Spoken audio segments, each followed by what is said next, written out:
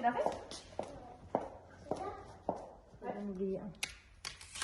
Retire, tiens, donne. Ah, tu les mets là, d'accord. Tu fais la déco? Attends, je t'aide, il y en a un là-haut. Ces bouteilles, ce sont des bouteilles d'huile. Donc là, c'est une bouteille de parfum.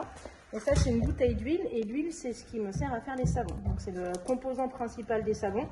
On mélange des huiles, donc différentes huiles, parce que chaque huile a sa propriété qui va apporter de la douceur, de la mousse, etc. au savon.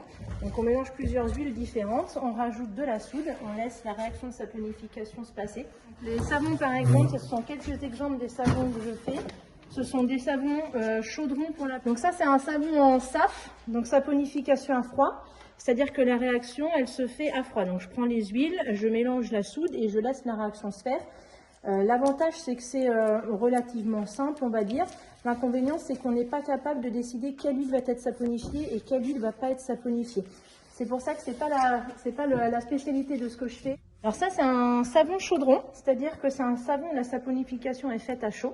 Donc je mélange mes huiles et ma soude à 90 degrés, je laisse se faire la réaction de saponification et à la fin de la saponification, je rajoute une huile qui, elle, ne sera pas du tout saponifiée. C'est-à-dire qu'elle restera telle qu'elle, toutes ses propriétés seront conservées et je peux également faire d'autres ajouts. Dans celui-là, j'ajoute du miel et j'ajoute de la cire d'abeille, donc c'est le Piu Piu dessert. Ça sera le premier savon qui sera fait ici. Donc celui-là, je rajoute de la farine d'avoine dans celui-là. Donc chaque savon a un ajout différent, un ajout particulier qui va lui donner une propriété particulière pour adapter aux besoins de chaque peau. Donc pour les peaux sèches, pour les peaux grasses, pour les peaux matures, pour les peaux acnéiques. Chaque savon est fait de manière spécifique à répondre à un besoin de chaque personne. La plupart des savonniers travaillent en saponification à froid parce que c'est plus rapide. On mélange les huiles avec la soude, on met en moule et on laisse la réaction se passer. Ce qui fait que pendant ce temps-là, on n'est pas obligé de travailler. Les savons chaudrons, ça prend beaucoup plus de temps à faire parce qu'il faut attendre que la réaction se fasse. L'avantage, c'est que du coup, on garde les propriétés de certaines huiles qui ne sont pas saponifiées, on garde les propriétés de certains ajouts qui se font après saponification. Donc la grosse différence, c'est le fait de pouvoir faire des ajouts post-saponification qui ne seront pas saponifiés, donc dénaturés. Donc le projet, c'est parti là.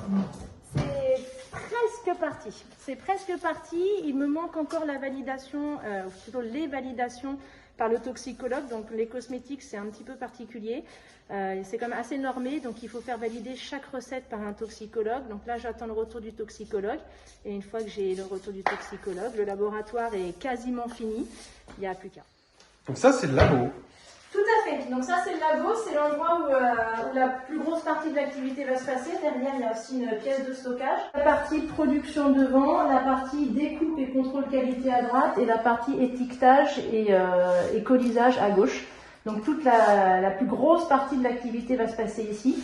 Et derrière, il y a également toute la partie zone de stockage. Donc pour stocker les produits finis, pour les laisser curer, parce qu'un savon, ça se laisse curer avant de pouvoir l'utiliser. Donc pour le laisser en cure avant de pouvoir mettre sur le marché.